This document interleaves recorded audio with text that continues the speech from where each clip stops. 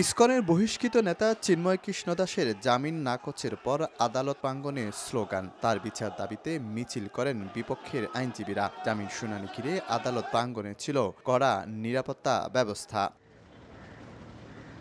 চিন্ময়কে আদালতে তোলা না হলেও সকাল 10টার দিকে আসেন তার আইনজীবীরা। দীর্ঘক্ষণ শুনানি চলে মহানগর দায়রা জজ আদালতে। এ সময় আসামিপক্ষের আইনজীবী আবেদন করলে আদালত তা নামঞ্জুর করেন। রাষ্ট্রপক্ষ দালিলিকভাবে এবং আমাদের যে সেকশনগুলো রয়েছেন, যেহেতু এগুলো জামিন অযোগ্যতার অভিযোগ, সেহেতু বিজ্ঞ আদালত উভয়ের বক্তব্য শুনে এই মামলাটা নামঞ্জুর করেছেন। অনাকাঙ্ক্ষিত ঘটনা এড়াতে আদালতের আশেপাশে মোতায়েন করা হয় র্যাব, পুলিশ, বিজিবি ও সেনাবাহিনী সহ বিপুল সংখ্যক আইনশৃঙ্খলা রক্ষা বাহিনী। আদালতের ভেতরেও ছিল সতর্ক অবস্থা। গত 31 অক্টোবর রাষ্ট্রদ্রোহের মামলার পর 25 নভেম্বর ঢাকা থেকে সম্মিলিত জাগরণ জোটের মুখপাত্র চিন্ময় কৃষ্ণ দাসকে গ্রেফতার করে পুলিশ। 26 নভেম্বর চট্টগ্রামের আদালতে হাজির করা হলে তার অনুসারীদের সঙ্গে আইনশৃঙ্খলা বাহিনীর হট্টগোল ও সংঘর্ষ হয়। এ সময় আইনজীবী সাইফুল ইসলাম আলিফকে কুপিয়ে হত্যা করা হয়। পরে পরিবার ও পুলিশ 6টি মামলা করলে হত্যায় জড়িত থাকার অভিযোগে 40 জনকে গ্রেফতার করে